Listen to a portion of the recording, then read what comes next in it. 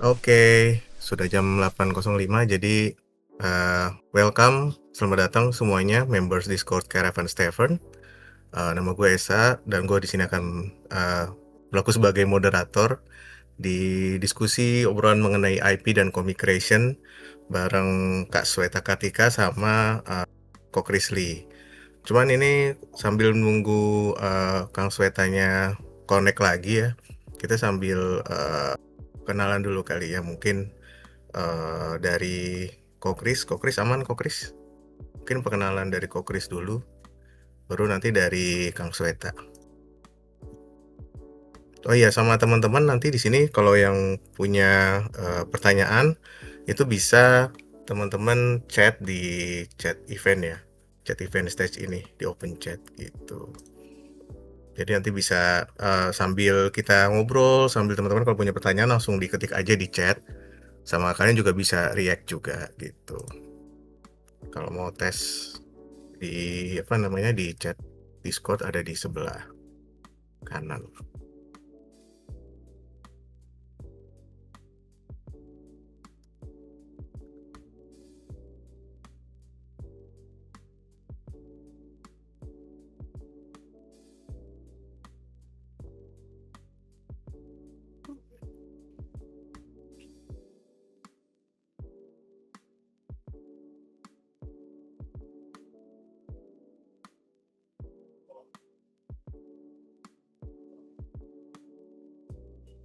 Oke, Kang Sweta sudah kembali sepertinya, mana ya?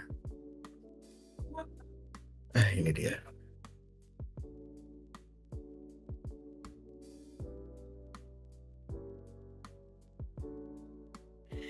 Nah, oke guys, Kang Sweta sudah kembali bersama kita. Kang Swet, Baik. mulai perkenalan Kang Sweta. Tadi aku udah nge-bridgingin tema diskusi kita malam ini itu adalah mengenai IP dan comic creation. Lalu bareng Kang Sweta sama Kok Risli. Kang Sweta, ada Kang Sweta?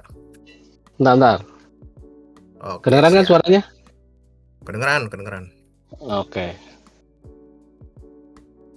Tadam. Nah, mantap. Sudah lama sekali tidak bertemu kita. Bertemu online. Bertemu kemarin pas Jikaf. Iya kan udah setahun. Oh iya ya. Iya, Sama Kok Kris kemarin baru ketemu tahun. di Jikaf. Sama Kok Kris baru kemarin. Oh iya. Kalau yang kita sama itu di Jikaf.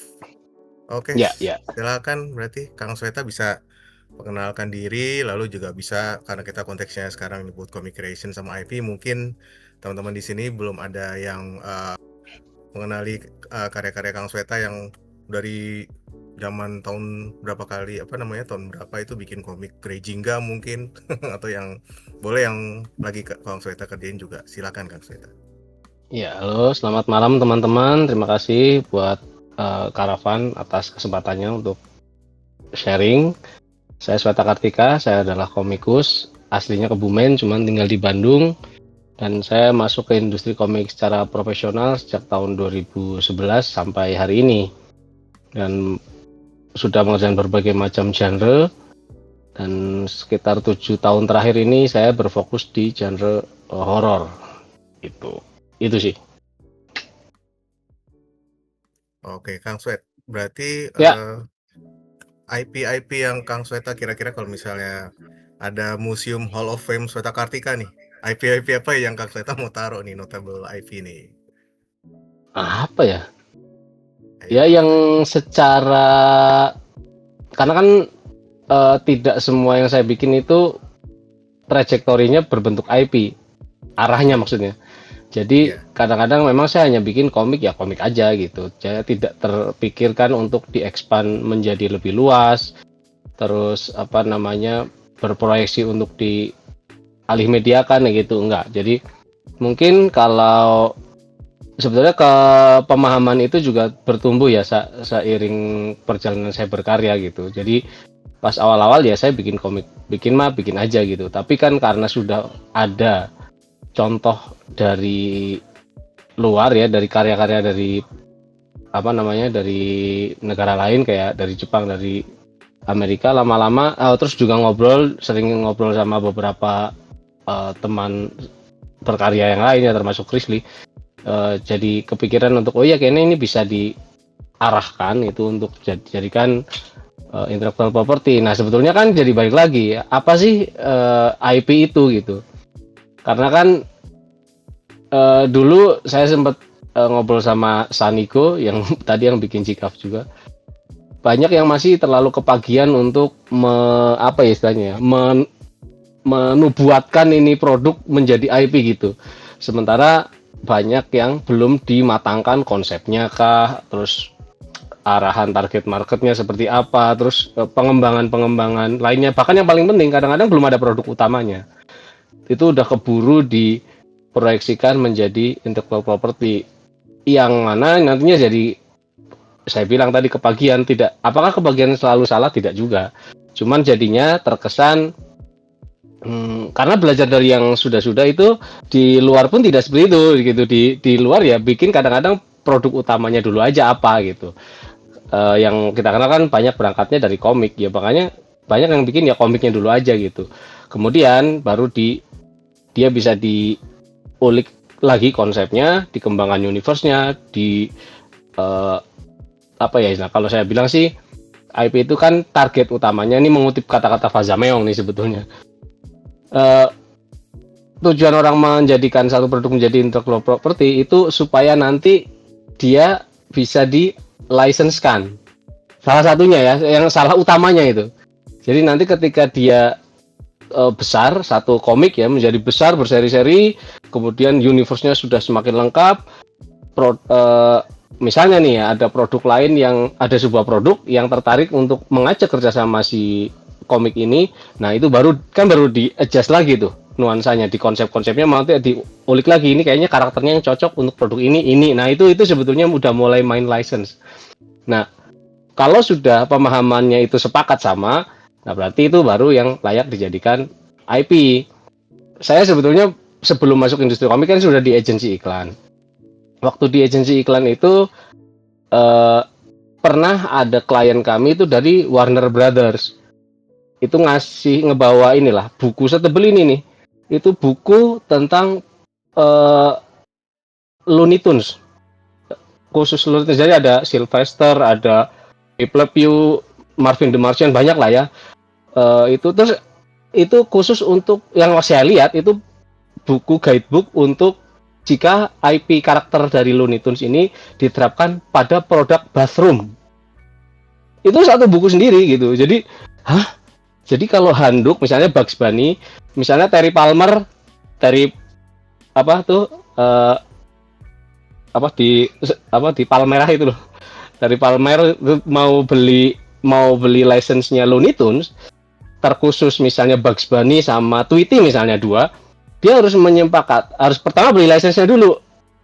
Karena secara market itu sudah punya market sendiri si Looney Tunes itu, sehingga kalau Terry Palmer memproduksi handuk Bugs Bunny, hopefully penjualannya jauh lebih cepat dong, karena sudah ada penggemarnya Bugs Bunny sama Tweety kayak gitu kurang lebih. Jadi di situ ada peraturannya tuh. Jadi kalau handuknya harus ukuran segimana sampai segimana. Kalau Bugs Bunny kalau sedada itu taruhnya di mana, ngadepnya kemana kayak gitu. Jadi detail.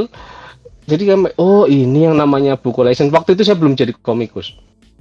Tapi jadi udah ada wawasan bahwa oh jadi satu produk itu bahkan yang berbasis karakter itu kayak tadi ya kayak Bugs Bunny atau Tweety itu kok bisa sampai sekompleks ini ya kayak gitu. Jadi saya udah tercerahkan lah jauh sebelum masuk industri komik kayak gitu. Jadi oh IP itu bisa kayak gini gitu. Waktu itu belum ada ya, kata-kata IP itu belum ada.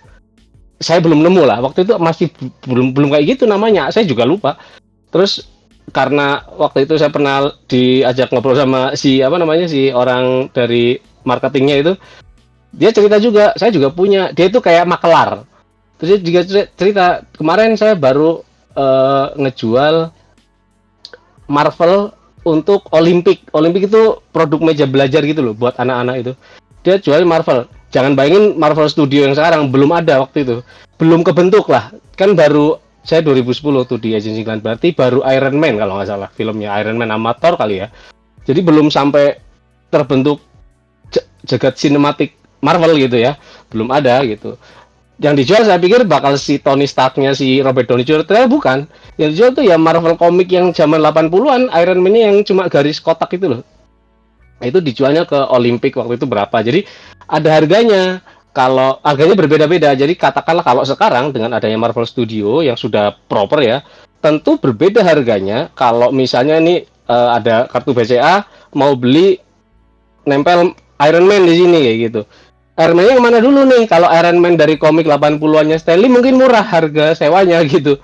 Dan 1 tahun itu mungkin murah dibanding dengan si Robert Downey Jr. yang secara film penghasilannya jauh lebih tinggi kayak gitu. Jadi itu yang dimaksud dengan intellectual property, sebuah karya yang bisa alih mediakan, ditempatkan ke media-media lain dan masih memberikan keuntungan kepada si pemilik karya atau si orang yang berkecimpung di dalam produksi dari karya itu kayak gitu. Nah kalau saya ya, saya nggak tahu, saya belum belum bisa membuktikan punya saya profit gede juga gitu. Karena mostly yang saya IP itu ya IP-an sebetulnya. Belum sampai wah lah istilah paling-paling Journal of Terror.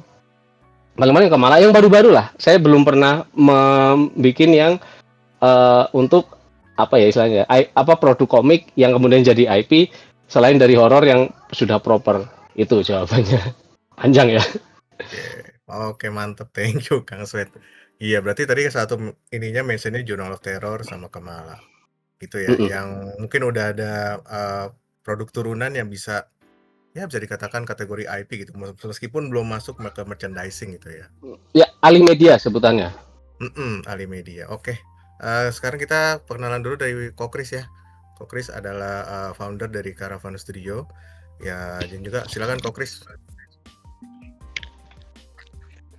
Biasa. Ini aku tuh for some reason nggak bisa dengerin suaranya Esa. Cuma denger suaranya Sweta aja. Oh, oke. Berarti Nggak apa-apa. Tapi kalau Kang Swet bisa dengar suaraku tadi? Bisa. Kita komunikasi dua arah. Waduh. Oke. Enggak. Bisa kok aku dengar suara dari komputer sebelah. Oh, alah, oke. Oh ini kenalan singkat kenalan aja sih ya. Iya. Saya Chris, saya pendiri Caravan Studio. Saya juga mendirikan Reon Comics yang tahun 2013 itu kita menerbitkan banyak karya-karya komikus Indonesia lah, dengan tujuan waktu itu sih memang belum ngomongin IP juga ya tahun 2013 tuh.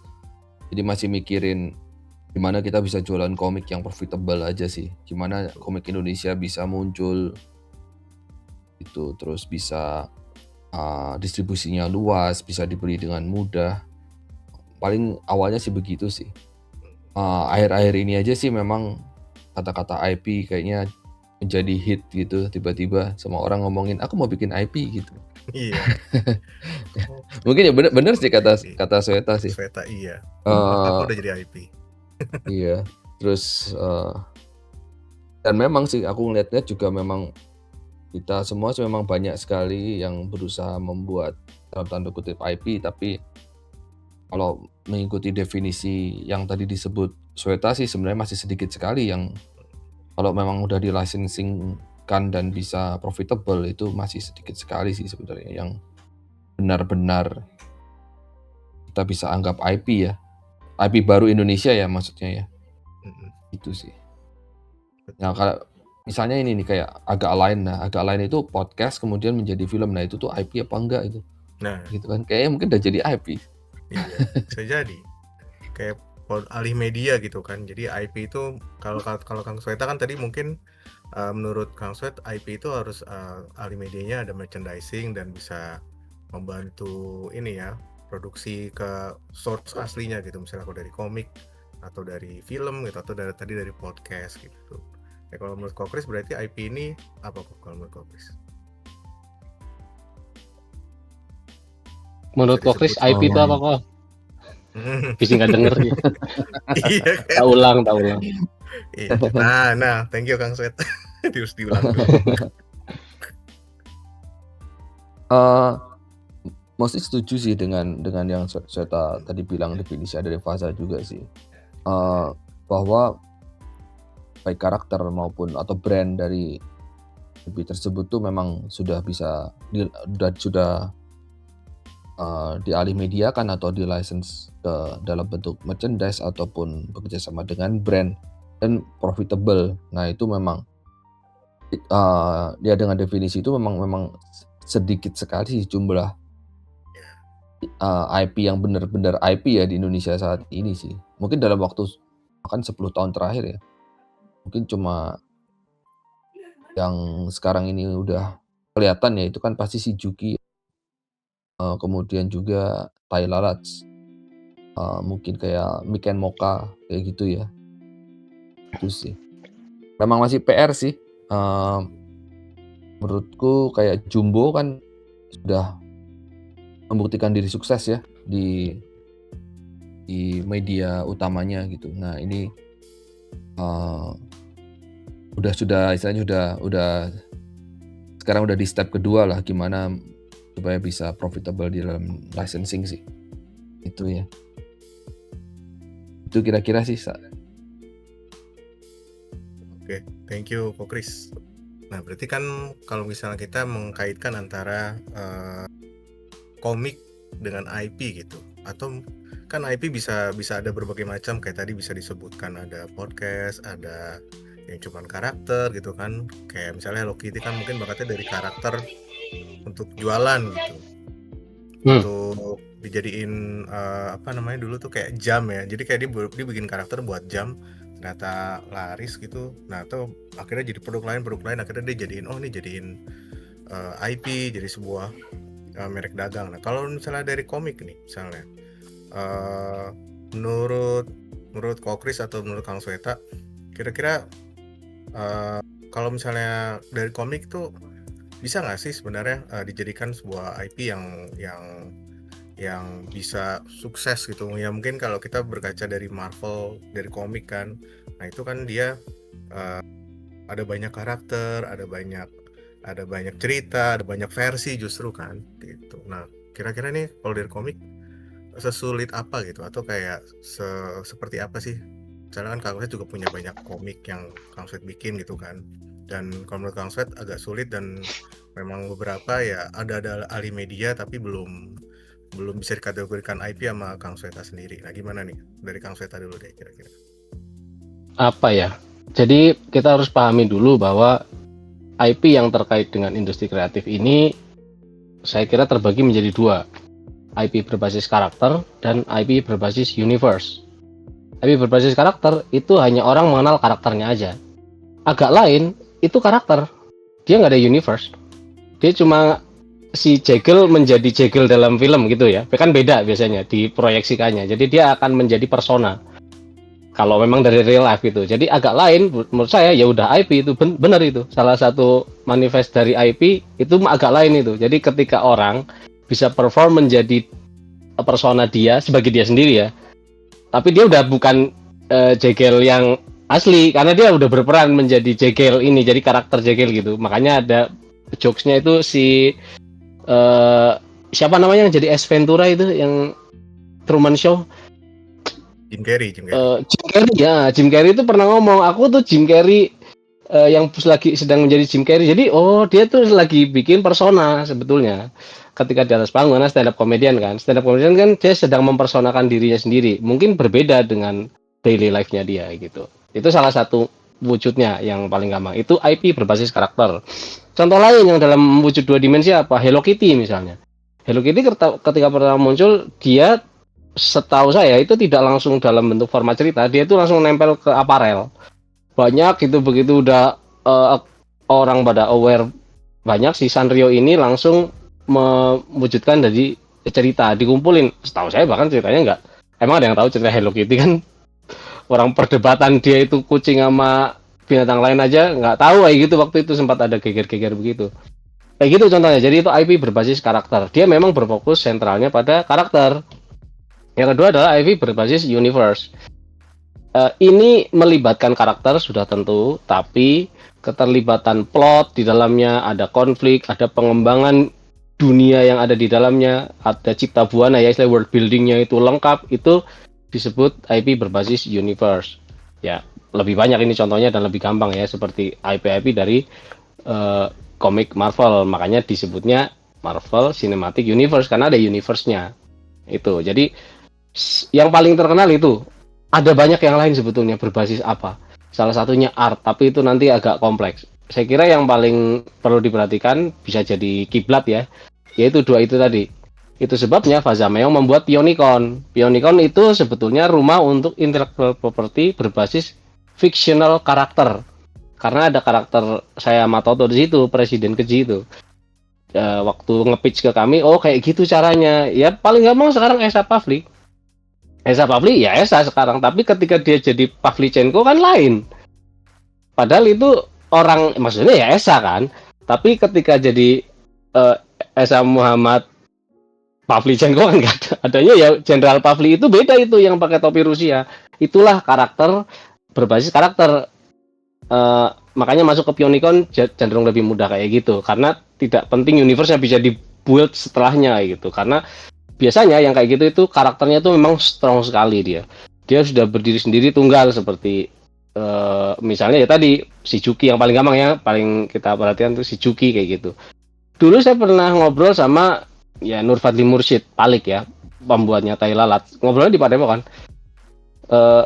Dia sempat concern, menurut saya dia itu salah satu IP yang secara konsep itu menarik karena dia tidak ada karakter tunggal yang ada namanya, kita nggak tahu namanya itu. Si gambarnya Palik itu kan ya begitu gitu. Tapi yang menjual adalah konsep universe-nya, keabsurdan yang orang harus menggali-gali sampai ketemu maknanya ini ya gitu. Berarti yang menjadi sentral dari narasi intellectual property-nya adalah si keabsurdannya itu yang ternyata ada pesan moral lah kayak gitulah. Jadi kayak dicari-cari kayak gitu. Gambarnya mungkin ya sesimpel itu gitu. Terakhir ketemu di GCAF juga, dia bikin Mr. Nobody. Jadi Mr. Nobody pitch-nya itu keren banget menurut saya. Dia bilang kayak gini, ini Mr. Nobody, IP lainnya Palik ya. Mr. Nobody itu palanya ikan kan, bajunya salaryman-nya Jepang. Promonya pakai lorem ipsum tapi aksara Jepang itu loh, katakana itu loh. Lorem ipsum itu Dolores Ahmed apa-apa ditranslate ke bahasa Jepang, terus dibikin poster ala poster Jepang yang raster gitu loh. Karakternya Mr. Nobody yang kecapean. Pitch-nya adalah, premis dari IP itu adalah, gua pengen bikin IP yang main karakternya adalah NPC justru. Main karakternya adalah bukan MC gitu. Gimana ngejelasinnya ya? Main karakternya itu adalah non main karakter gitu, lucu itu. Makanya disebutnya Mr. Nobody. Gue bukan siapa-siapa kok. Gue bukan main karakter, tapi daily life gue menarik kayak gitu. Salah satu tesis yang memakai itu juga ada Karya Gekun. Karya Gekun juga kayak gitu. Karya Gekun ini yang bikin Kobo-chan ya. Dia bikin Karya Gekun itu salaryman, daily life-nya yang ternyata jauh lebih relate karena memang marketnya seperti itu. Marketnya adalah salaryman Jepang, orang-orang kerah putih ya, yang white collar, yang gajinya habis di tanggal 15 gitu. Jadi itu mempotret orang-orang capek yang diperbudak oleh sistem kayak gitu. Jadi itu jadi berkembang juga kayak gitu. Nah itu sebetulnya dalam pengembangan IP itu sih dua yang perlu diperhatikan. Cuman balik lagi, kalau sudah paham dua itu pun ya harus ada main produknya. Dan harus saya kira ya, karena kita bukan pemilik oil and gas dan kita bukan Sanrio yang bisa langsung merilis produk langsung disebar ke aparel, saya kira kita harus berangkat dari universe itu, either itu atau, nah ini ada yang menarik, saya ini pengalaman sih, yang cerita Faza juga deh kayaknya. Faza waktu itu datang ke Artois di Thailand zaman 2016-an lah, sebelum Covid lah. Pada era itu, kreator-kreator di Thailand itu mencipta karakter langsung dibikin stiker lain waktu itu. Jadi berlomba-lomba bikin karakter unik disebarkan di stiker lain. Yang mana kan kita tahu sendiri ya, jadi emoji lah ya, bukan jadi apa tuh? Iya, stiker lain. Stiker kan merepresentasikan emosi. Misalnya gua capek gitu, orangnya lagi OTP itu loh ya, OTL. Terus apa, nangis, tepar gitu, pasti ada ekspresi. Ekspresi itu sesuai dengan desain karakternya, pasti berbeda-beda. Ada yang dia karakternya diportray sebagai karakter yang angkuh, pasti akan berbeda bentuk ekspresi ini ya. Atau yang pemarah pasti nggak ada ekspresi sedih. Itu kayak, jadi karakter-karakternya itu unik-unik, kata Faza itu disebarinya pintunya tidak lewat komik, tidak lewat produk aparel, tapi lewat stiker line. Itu IP berbasis karakter waktu itu. Nah sekarang stiker line mungkin kurang terlalu bagus, ya bisa aja pintu lain masih terbuka gitu. Itu sih penjelasan saya. Oke, itu menarik tuh tadi Kang Sweat, IP berbasis karakter bisa dimulainya nggak dari komik gitu ya kan. Kalau universe kan komik nih, bisa seluruh elemen atau seluruh bagian dalam universe itu bisa dijadikan IP gitu, entah itu hero-nya, itu villain-nya mungkin kan. Kalau yang karakter bisa jadi kayak pendekatannya ada macam-macam, kayak tadi tuh Hello Kitty langsung tempel di apparel, langsung ada apa namanya, kayak tadi juga stiker gitu kan, menarik gitu. Jadi orang yang penting terekspos dulu nih dengan karakternya gitu. Jadi biar kenal lama-lama, oh ini lucu nih karakternya nih, mungkin dia ada produk lain gitu. Nah kalau menurut Kokris gimana Kokris? Kalau IP yang dari komik itu misalnya atau dari karakter? Kalau yang terakhir-terakhir ini dalam 2 tahun terakhir itu aku coba ya, setelah kan sebelumnya sudah nyobain di Reon Comics tuh. Awalnya kan boleh dibilang ketika di Reon Comics tuh, komikus mempunyai kebebasan untuk berkarya lah sebenarnya. Jadi waktu itu memang medianya yang kita komik sebagai media utama dan media pertama lah dari IP-IP yang dibuat oleh komikus gitu. Jadi apa ya, komikus bebas lah mau bikin cerita apa aja, dunianya seperti apa, dan sebagainya lah. Mungkin yang kita cuma agak sedikit batasin adalah mungkin misalnya sesuai dengan norma-norma, terus kemudian kita juga ada target market remaja, seperti itu sih mungkin yang kita kasih pagar-pagarnya lah gitu. Dalam perjalanan kira-kira mungkin ya 7-8 tahun terakhir lah, karena Karavan mulai banyak mengerjakan film, aku mulai banyak terlibat di ngerjain film, itu aku merasa kayak ada dunia baru yang mungkin bisa dieksplor. Nah, terus kemudian bagaimana menyambungkan antara dunia komik dan dunia film. Kalau di luar negeri sih sudah umum sekali lah ya, contohnya Marvel.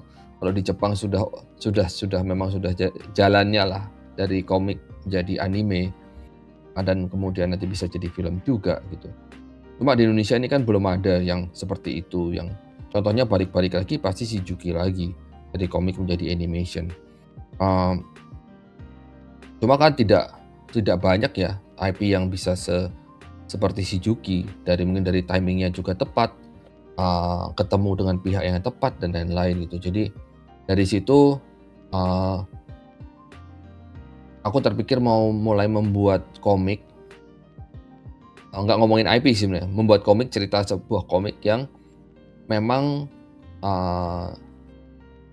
rambu-rambunya tuh kalau bisa diproduksi oleh produsen film Indonesia, itu spesifik gitu. Jadi memang limitasinya jadi banyak sekali ya. Ketika berkarya itu, kalau terakhir-terakhir ini memang ketika berkarya itu tidak bisa terlalu bebas jadinya. Misalnya, oke, kita bikin cerita tentang science fiction luar angkasa. Itu udah pasti, aduh jangan dulu deh, gitu.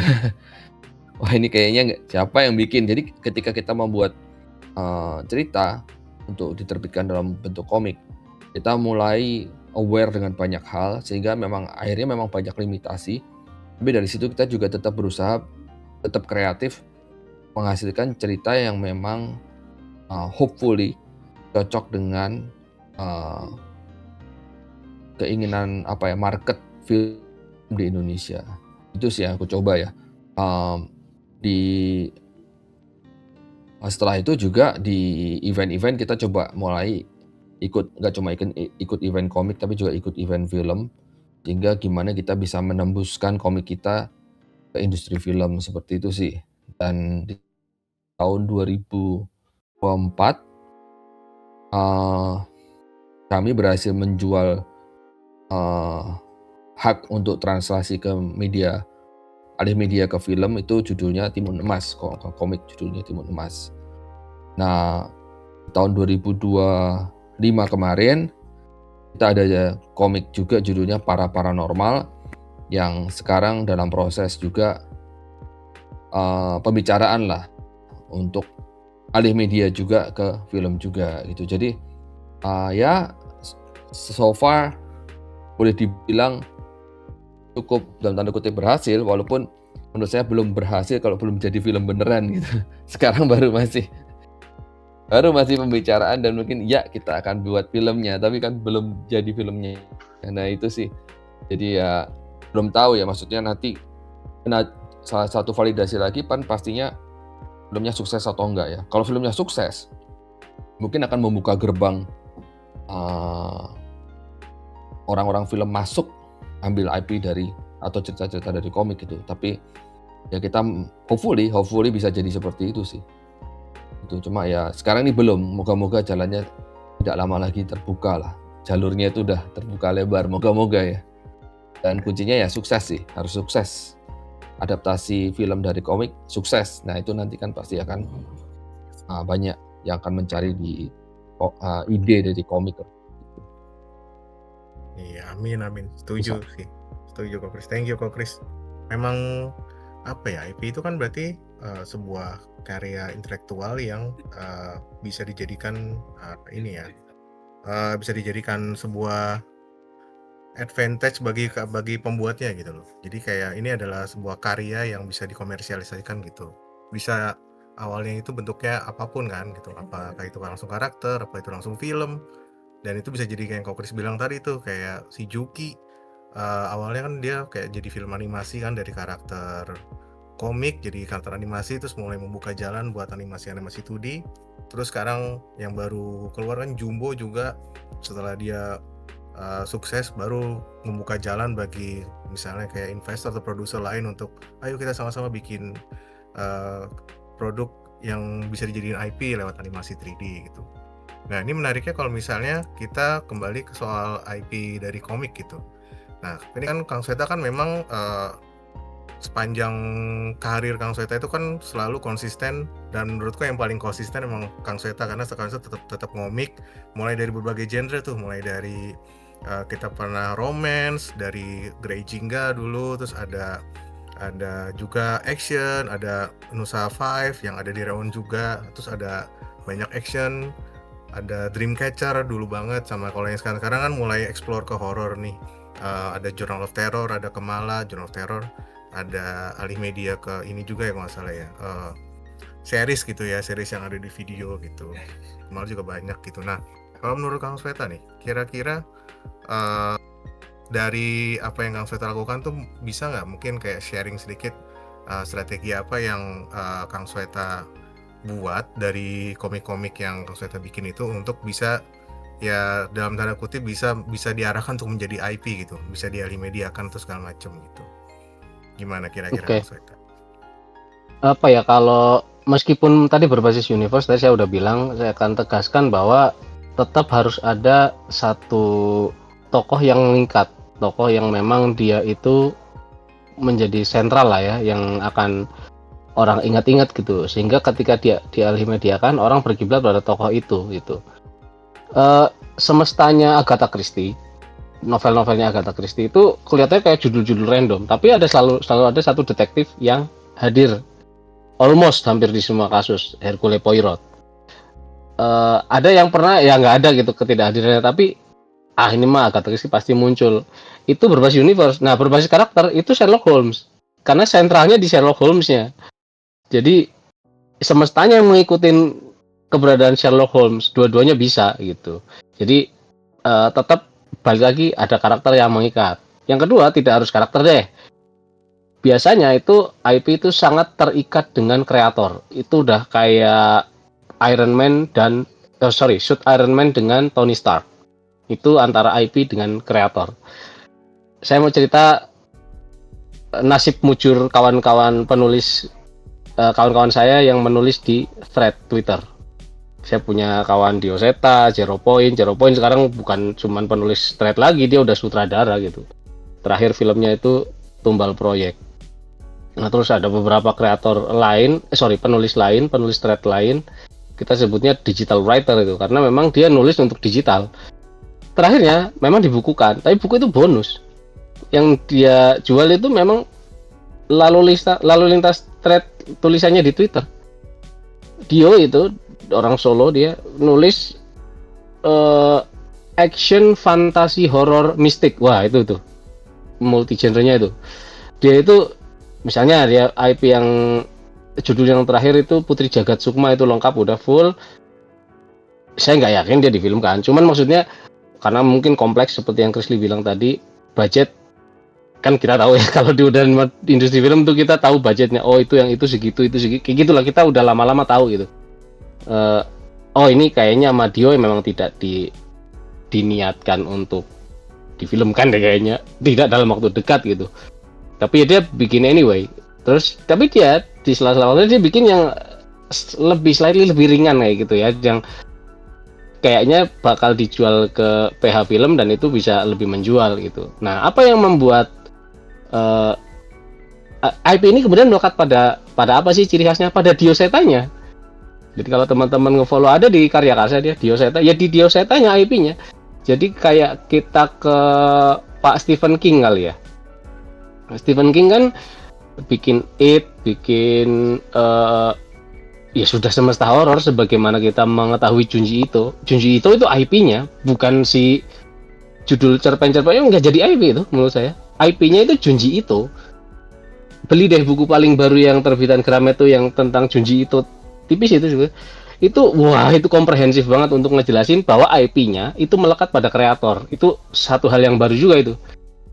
Dulu ada R.L. Stein ya bikin Ghostbump, tapi Ghostbump memang karena dia udah kayak brainchild-nya itu doang yang paling gede itu. Sebenarnya dia bikin yang lain ya, ada R.L. Stein itu dia membuat 50 buku tipis-tipis ya, satu cerita tamat itu cerpen untuk teen horor, tapi waduh keren banget lah waktu itulah, zaman-zaman anak 90-an tahu lah pasti. R.L. Stein dia bikin Ghostbump. Tapi sebetulnya itu menurut saya ya melekatnya itu pada siapa? Pada R.L. Stein. Karena seterkenal IP-nya. Jadi itu udah kayak Iron Man dan Tony Stark itu. Jadi kalau balik lagi, saya tuh memang ketika membuat Journal of Terror, yang membuatnya saya rancang untuk bisa diproyeksikan menjadi IP, udahlah saya fokus di karakternya aja.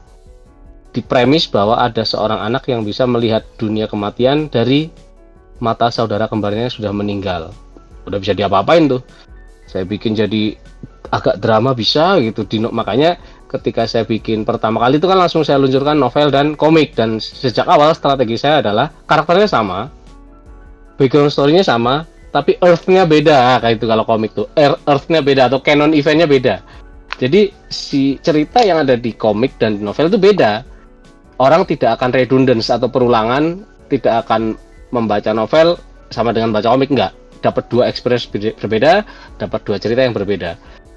Waktu itu terbit 2018, pengalaman saya menerbitkan itu pertama di Ciayo, waktu itu saya juga di situ. Kemudian saya pindahkan ke Webtoon ya hari ini. Lalu saya terbitkan ke lewat Koloni, berbarengan dengan saya menerbitkan novelnya. Nah, waktu itu ada yang nanya nih. Jadi saya utarakan di sini biar gampang. Waktu nulis novel itu ada yang nanya, itu sebetulnya apakah langsung, kan biasanya gini ya, penulis itu kan pengen langsung lengkap, bisa nggak sih lengkap gue langsung terbitin aja gitu novelnya gitu. Saya nggak gitu, saya tuh nerbitin dulu gratis di waktu itu notes Facebook masih ada tuh. Saya nerbitin gratis dulu di Facebook. Untuk apa?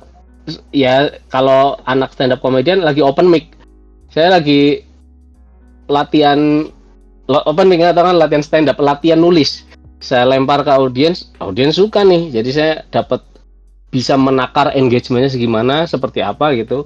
Baru saya tawarkan ke penerbit. Meskipun demikian, ke penerbit itu pun diskusinya panjang juga, karena wah nggak bisa kalau nerbitin kumpulan cerpen, apalagi saya belum pernah nerbitin apapun dalam format novel, itu tidak unacceptable itu. Akhirnya didiskusikan, lalu terwujudlah 5 buku Journal of Terror novel itu yang sudah terbit ketiganya itu, jadi tinggal 2 lagi. Nah, waktu terbit pun deg-degan itu, karena kan aduh gimana nih ya, terus apa bisa nggak ya, karena apakah bisa mendompleng, karena narasi saya begini judulnya itu sama, Journal of Terror komik, ada jurnal novel gitu. Hopefully akan terjadi cross market. Jadi yang udah baca komik penasaran baca novel. Itu premis pertama di kepala saya. Yang terjadi sebaliknya. Totally different. Ternyata novel itu udah ada audiensnya sendiri. Audiensnya tuh gede banget. Yang beli novel Journal of Terror nggak tahu Sweta Kartika komikus. Jadi ya mereka beli karena Journal of Terror, malah jadi penjualan komiknya naik. Jadi kalau saya nerima royalti udah jauh banget. Jadi komik paling cetakan keberapa sih sekarang? Serius. Komik itu cetakan keberapa sih? Karena saya tahu kolamnya komik itu segimana. Sementara kolamnya novel itu gede banget. Hari ini Journal of Terror yang kembar, buku pertama itu udah cetakan ke-7. Komik baru cetakan keberapa itu? Itu juga kemarin gara-gara ada promo satu buku 10.000 jadi lebih laku. Gitu maksudnya. Jadi saya tahu kolamnya kalau komik. Unless mainnya main cantik kayak Chris Lee, langsung aja bidik. Apakah dengan privilege harus seperti Chris Lee? Saya kira tidak.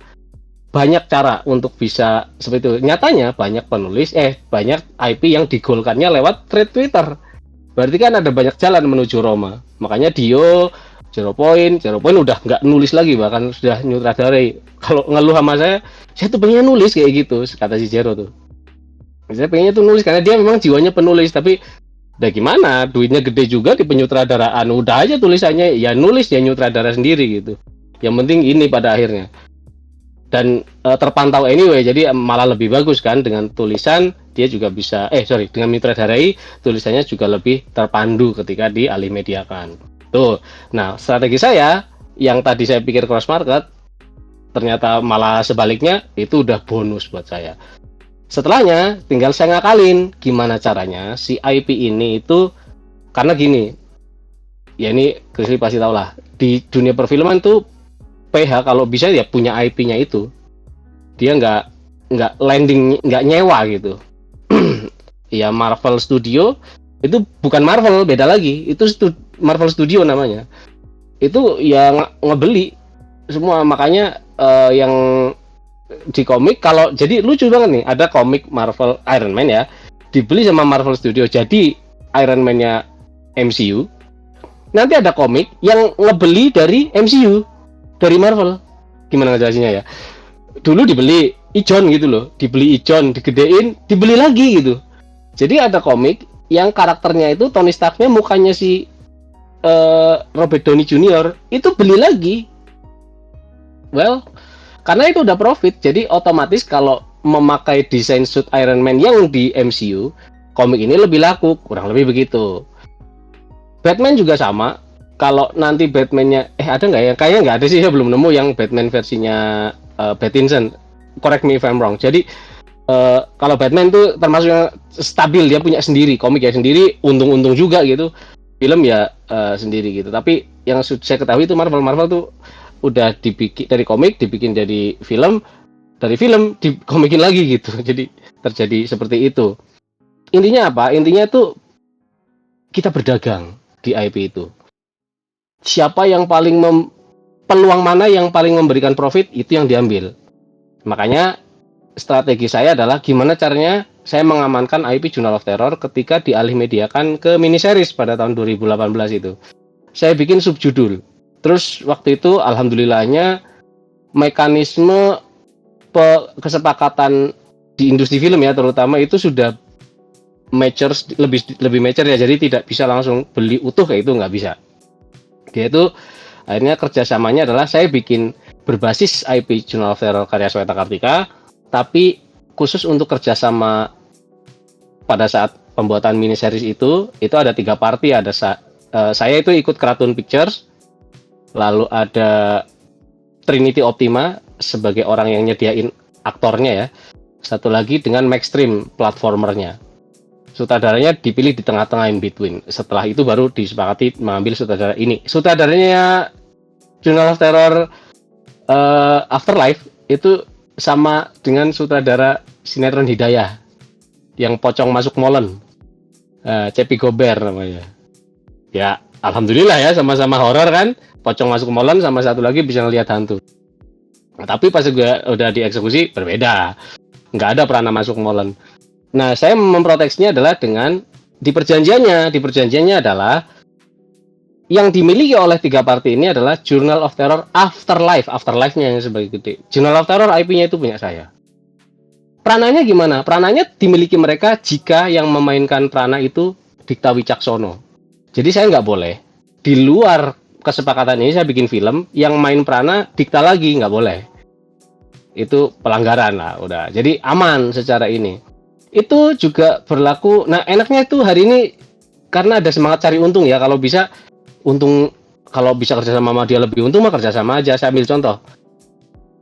Gredan Jingga itu kan terbit di Koloni, tapi terbit di Reon juga. Karena biar yang pembeli Koloni beli punya Reon juga.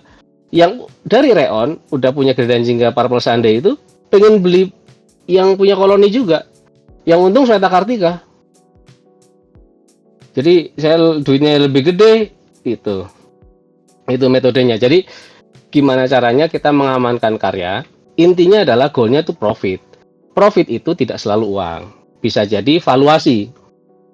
Itu saya dengar ceritanya Faza ini, seharusnya Faza yang ngomong, tapi saya utarakan deh. Suatu ketika Faza itu pernah kita sebutnya nyebar jala. Jadi dia bersepakat sama Facebook waktu itu era Facebook awal, mau nggak bikin stiker buat Facebook for free kayak gitu. Jadi kalian IP-nya dipopulerkan di stiker itu. Di yang bersepakat tuh waktu itu dia minta Gredan Jingga ke saya, tapi saya waktu itu lagi sibuk Nusantara Ranger, jadi saya nggak ngedil. Faza ikut, Mas Bambi ikut, sama siapa lagi gitu, kayaknya tai lalat ya. Akhirnya itu Popcorn 2014 atau 14 deh kayaknya. Akhirnya ada stiker officialnya Facebook si Juki, tebar jala aja. Faza nggak dapat untung, yang kayaknya nggak dapat untung deh, cuman dapat exposure itu profit, ada valuasinya. Mas Bambi juga ikut, Bambi Gunawan ya, kalau tahu yang pakai belangkon juga ada di situ gitu. Terus Faza tebar jalan lagi. Dia pernah cerita ke produsen buku tulis kalau nggak salah. Kita tahu pada saat itu buku tulis kan buat anak-anak sekolah, covernya itu Sinar Dunia misalnya ya, kita sebut merek Sinar Dunia. Covernya itu kan paling 3D asal-asalan, itu cuman gambar 3D karakter nggak jelas. Si Faza ngasih, ini gue kasih free desain Shizuki gitu. Pas saya tanya terakhir gimana dulu, lu pernah ngomong begini, menyebar jala ya istilahnya, nyebar umpan ke produsen buku tulis. Faza bilangnya nggak ada follow up waktu itu. Jadi seandainya iya, itu juga salah satu strategi untuk menebar jala gitu. Jadi exposure di awal-awal tuh bisa gencar-gencaran gitu, karena dia berbasis karakter. Jadi udah sebar aja karakternya di mana-mana, nanti habis itu ketika udah ada di mana-mana baru ditekan valuasinya. Nah, karena saya universe tadi, meskipun karakter sebagai sentralnya, ya saya harus proteksi. Gimana caranya si IP ini tetap punya saya memandu di proses pengembangannya. Makanya di pembuatan miniseries Journal of Terror Afterlife itu yang di Maxstream, ya saya ikut nulis, ikut mendampingi Cepi bahkan. Jadi waktu saat syuting nggak boleh peranannya tuh jadi cool gitu, nggak boleh, harus cupu ya sesuai kodeks yang sudah saya bikin gitu. Otherwise bisa backfire, nanti malah jadi loh kok gini peranannya ya. Itu saya pernah diprotes oleh pembaca Gredan Jingga karena membuat Grey out of character. Bayangin, saya itu kreator diprotes sama pembaca karena pembaca lu lebih paham gitu. Ya maafkan saya ya kayak gitu, saya sampai minta maaf in personal karena saya nggak sadar gitu, karena saya bikin banyak ya. Jadi kadang-kadang lupa Grey harusnya kayak gimana. Jadi diprotes, kak Grey kok jadi kayak gitu. Baik kayak gitu. Jadi ya maaf kayak gitu. Terus saya kembalikan ke jalurnya kayak gitu. Jadi intinya adalah protect dulu. Terus saya pikir begini, ini apa kayak semacam underline lah, saya fokus dulu dibikin produk utamanya sebagus mungkin. Nah masalahnya kemarin tuh Ernest Prakasa tuh pernah ngelempar diskursus ya secara online yang kemudian jadi geger. Itu dia bilang kayak gini, banyak yang dia tuh pengalaman di JAV itu, saya tahu dia ngomong di JAV itu JAV 2024 atau 2025, dia ngomong kayak gini, banyak yang orang yang langsung memproyeksikan ini produk bakal jadi IP tapi belum ada produk utamanya. Jadi cuma kumpulan konsep gitu. Wah di geger kan orang pada emang nggak boleh gini. Bukan nggak boleh, itu dia ngomong dari kacamata produser. Jadi butuh proof-nya dulu. Butuh proof, jangan membebankan itu pada second party. Iya, jadi Ya, dibebankan pada second party nih, ada PH ya, misalnya aku bikin konsep doang nih saya, konsep pitch deck lah ya, sebutannya. Jadi ada premis, ada karakter, ada sinopsis, sampai mood board, lalala sampai and so on lah. Mungkin tapi bentuknya pitch deck, jadi belum ada main product. Kumpulan ada kayak gitu ada banyak, itu dijual-jualin. Eh, Kata dia ya itu, wah ya nggak kayak gitulah caranya, harus ada bentuk wujud, purwarupa, minimal purwarupa barang-barang 60% aja, yang sudah dilempar ke publik kayak gitu, itu akan lebih proven, akan lebih tahu ini kayaknya enak buat market yang ini kayak gitu. Jadi kurang lebihnya begitu gitu. Nah, itu yang saya tuh udah sadar itu dari lama, makanya saya bikin, ya udah webtoonnya saya bikin dulu, novelnya saya rilis berbarengan dengan webtoonnya. Jadi saya ngerilis novel dan komik itu barengan di tanggal yang sama. Jadi saya langsung punya dua amunisi. Itu sebabnya ketika ditawarkan kepada Maxstream itu jadi tadi saya bilang proven. Oh, udah ada ini ya. Meskipun angkanya saya harus akui waktu itu tidak besar. Kan kita masih di Ciayo saya waktu itu. Jadi hmm, angkanya dari Ciayo ya segitu-gitu aja. Bukunya udah baru rilis gitu. Jadi dari perilisan buku sampai pembuatan film sampai saya presentasi itu paling-paling 4 bulan, paling-paling 3 bulan. Tapi karena saat presentasi saya menjual ceritanya, saya yang presentasi kenapa itu goal. Jadi saya menjual karya itu dengan proper gitu. Itu begini maknanya, begini begini begini, dan itu jadi original pertamanya Maxstream. Setelah itu hmm, baru saya, iya, jadi mereka nggak punya original waktu itu. Jadi Journal of Terror itu jadi original pertamanya Maxstream. Lalu datang second party lagi, Noise. Waktu itu saya sudah mengantongi 3 media maksudnya. Journal of Terror komik dan novel, ada mini series Afterlife, jual ke Noise, otomatis udah gede banget valuasinya gitu. Apalagi angka, saya juga kaget itu penonton pada saat saya ngejual, bukan ngejual ya, pada saat saya menawarkan ke Noise itu, yang nonton Afterlife tuh 4 juta. Saya bingung karena kan tapi wah, streaming kan. Karena kan ya, streaming ya, jadi semua orang bisa-bisa aja, cuma 4 seri lagi.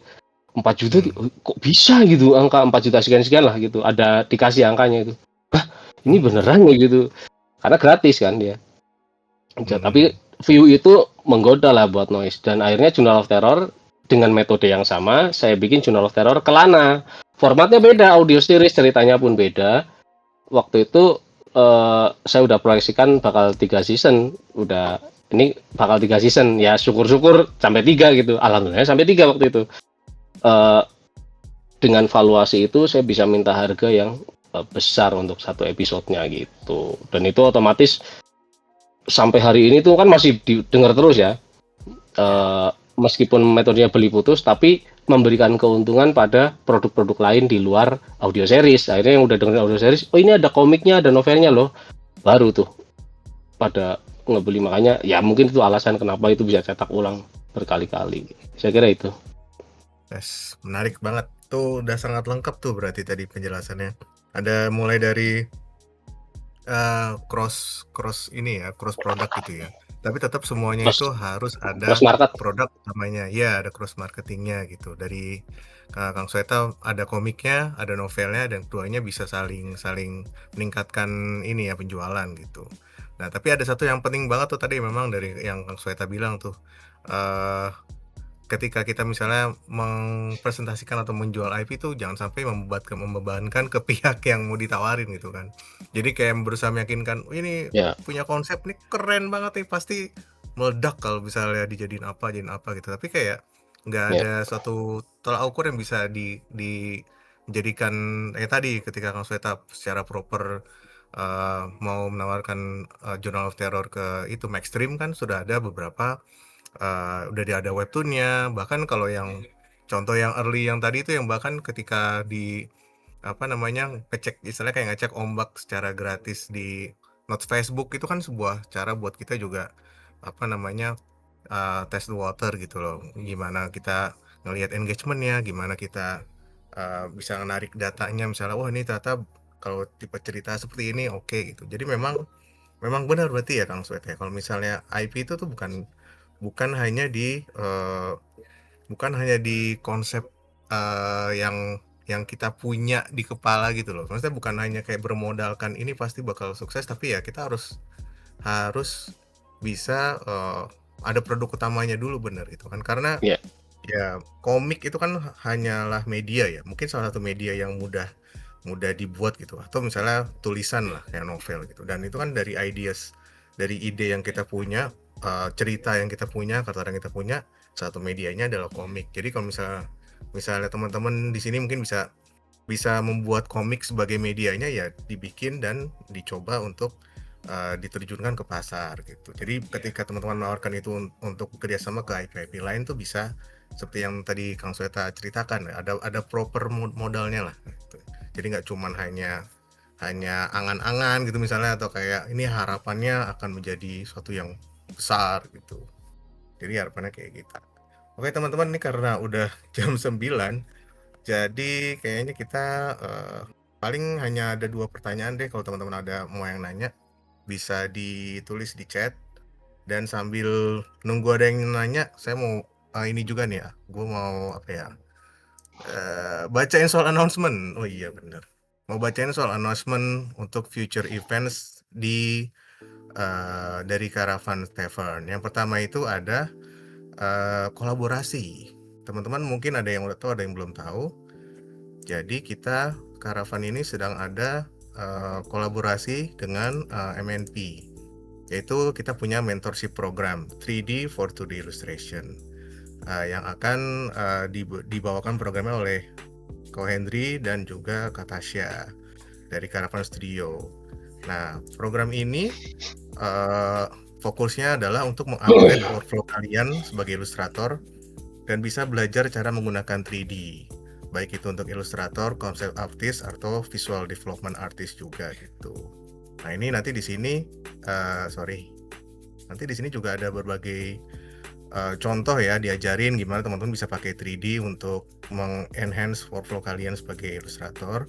Ada banyak kelasnya, teman-teman bisa cek sendiri di Instagramnya Caravan Tavern. Ada 3 kelas, bisa offline, ada 12 live on-site sessions, bisa ada written feedback, terus juga ada online juga bisa, dan juga ada spectator seat. Jadi kalau spectator seat itu kurang lebih tidak dapat sertifikat dan tapi tidak ada written feedback. Jadi seatnya terbatas gitu.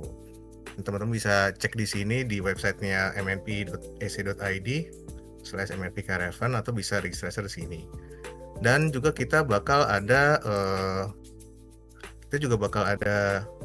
ini flash sale bagi teman-teman. Jadi bakal ada promo dan flash sale terkait dengan kelas ini mulai minggu depan. Jadi untuk infonya mulai minggu depan itu flash sale kapan, teman-teman bisa stay tune di Instagramnya Caravan Tavern atau di Discord ini. Terus juga kita sedang ada terkait dengan mentorship program ini, kita juga sedang ada mini quest teman-teman. Jadi teman-teman yang member grup Discord ini tuh bisa banget nih ikutan mini quest berhadiah uang tunai dan juga bisa dapat spectator seat yang tadi dibilang gitu. Caranya teman-teman bisa bikin original illustration persona kalian di Tavern nih seperti apa nih. Kalian bisa membayangkan mungkin kalian adalah wizard atau kalian swordsman atau race-nya juga macam-macam, itu terserah kalian. Itu juga follow Caravan Tavern nama MNP Instagram account, join Caravan Tavern Discord channel, lalu tinggal nge-tag. Ini semua rules and terms-nya teman-teman bisa langsung cek di Instagramnya Caravan Tavern, ada di caption, ada juga di gambar. Dan nanti juga harus tag pakai hashtag ya, diposting di Instagram, hashtagnya mini quest persona tavern. Dan nanti pemenangnya, juara pertama bisa mendapatkan uang tunai 1 juta dan free spectator seat untuk mentorship program yang tadi kita umumkan gitu. Juara 2 bisa dapat 500.000, juara 2 honorable mention masing-masing mendapatkan 250.000. Jadi hadiah free spectator seat ini tuh cuma untuk juara 1 dan 2 runner up gitu. Jadi teman-teman selain mendapat hadiah uang tunai, bisa juga ikutan mentorship program yang nanti akan dibawakan sama Ko Hendry dan Kak Tasya.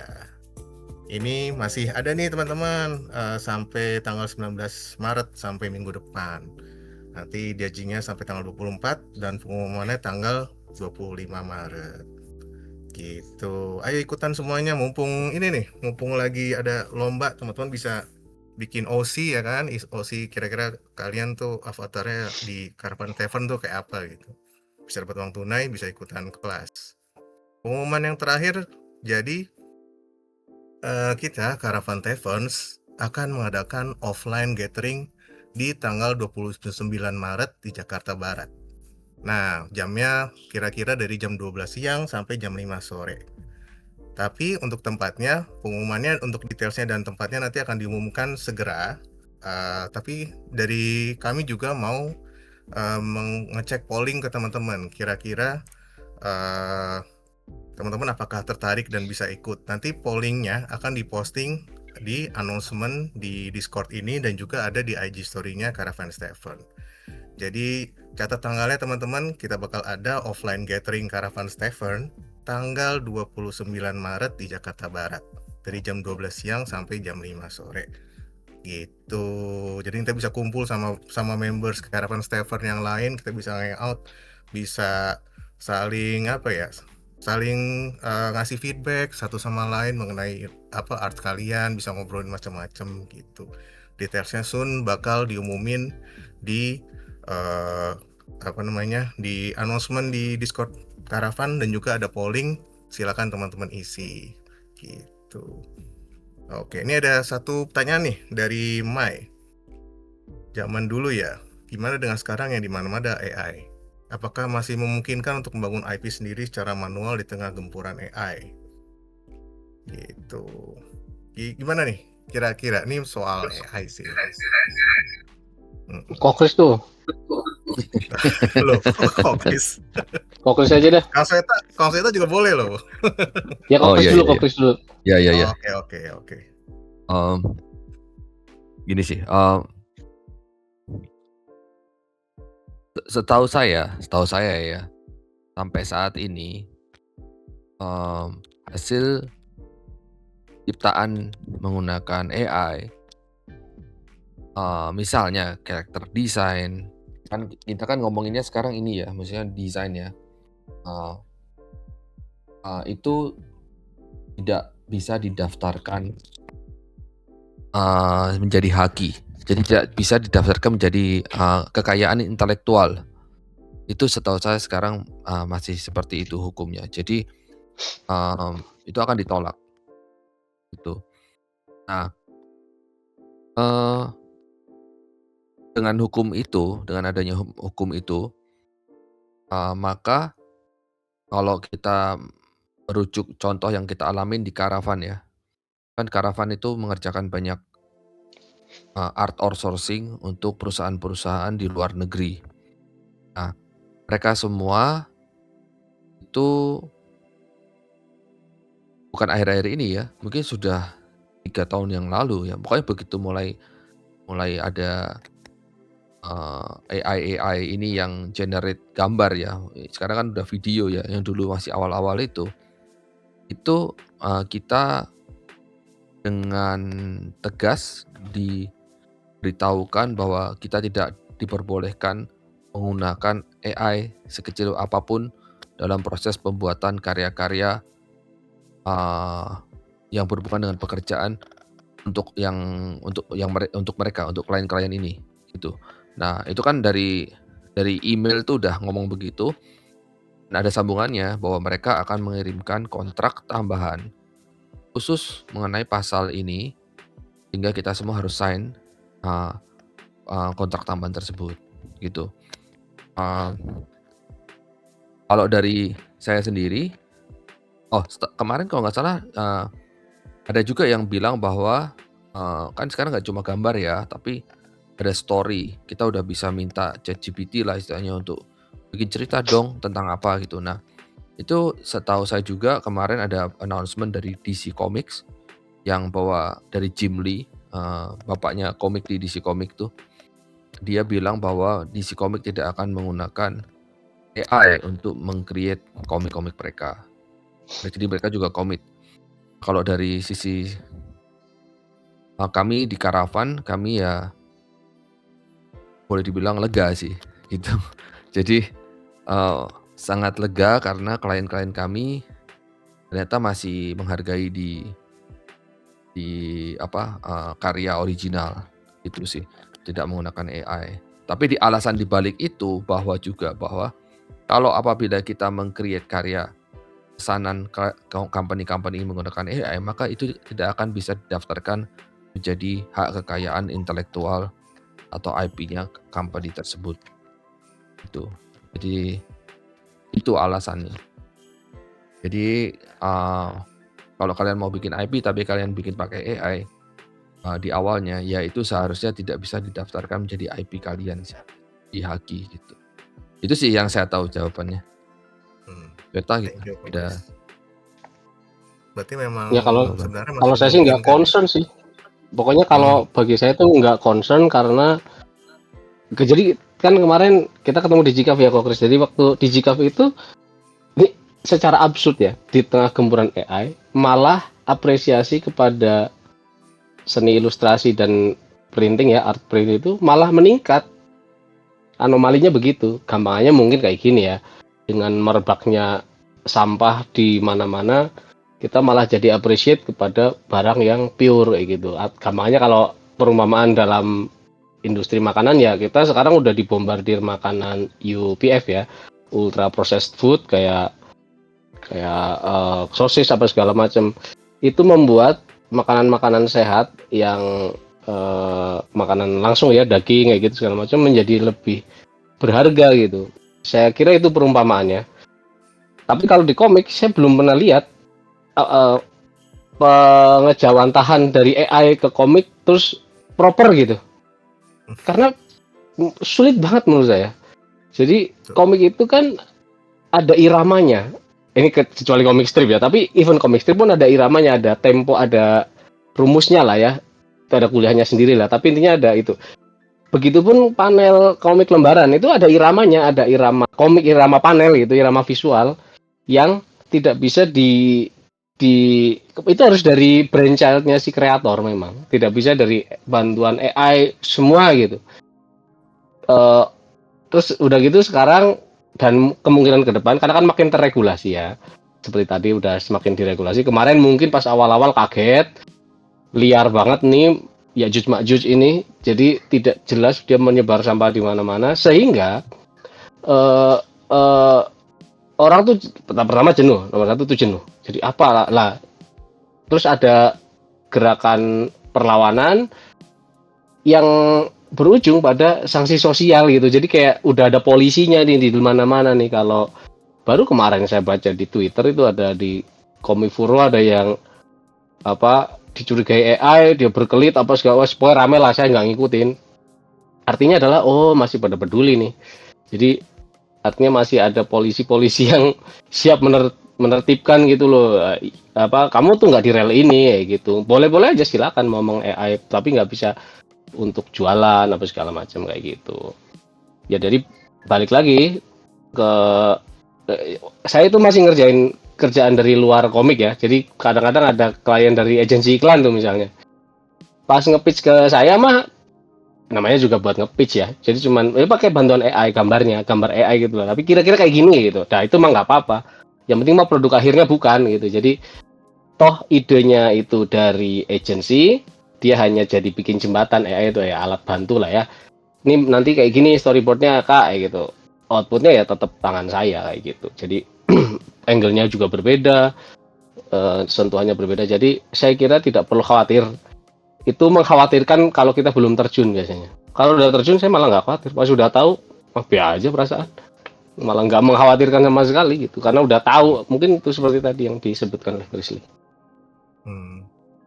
Berarti memang ini ya, memang masih terbuka nih untuk membangun IP sendiri secara kemampuan kita gitu. Karena AI itu memang masih belum bisa menggantikan human touch kan. Dari human touch itu kan bisa menjadi kekuatan tersendiri gitu kan. Benar sih, aku setuju sama tadi Kang Sweta bilang tuh yang ketika semakin banyak yang hasil istilahnya kayak hasil yang nggak baik, nggak bagus nih, nggak sehat nih dari AI itu kan, misalnya kayak AI slop gitu. Kita kan semakin appreciate justru yang human touch yang benar-benar pure-nya gitu. Dari situ bisa lebih apa ya, bisa lebih reassurance lah gitu. Maksudnya AI itu mungkin hanya akan jadi tools gitu. Jadi tools untuk step-step yang bukan produk akhir gitu. Ini ada nih ibarat jadilah sebutir berlian yang berada di tumpukan ribuan pasir. Waduh, keren banget nih. Oke deh. Sadis. Iya, Quotes malam sadis nih. ini. Quotes malam ini. Jadi sebutir berlian berada di dalam tumpukan ribuan pasir. Wede. Mantap. Oke, berarti kita sudah sampai di penghujung stage kita malam ini. Thank you banget Kang Sweta, Ko Kris udah Sama-sama. hadir malam ini Sama-sama. membahas soal IP sama komik. Dan of course thank you untuk semuanya teman-teman Caravan Stefan yang hadir di pada malam ini. Jangan lupa kita ada mentorship program kerjasama sama MNP. Dan juga kalau teman-teman nunggu flash sale-nya buat dapat diskon itu masih ada infonya nanti segera. Dan jangan lupa juga ikutan mini quest untuk bisa dapat hadiah uang tunai sama dapat free spectator seat untuk mentorship program.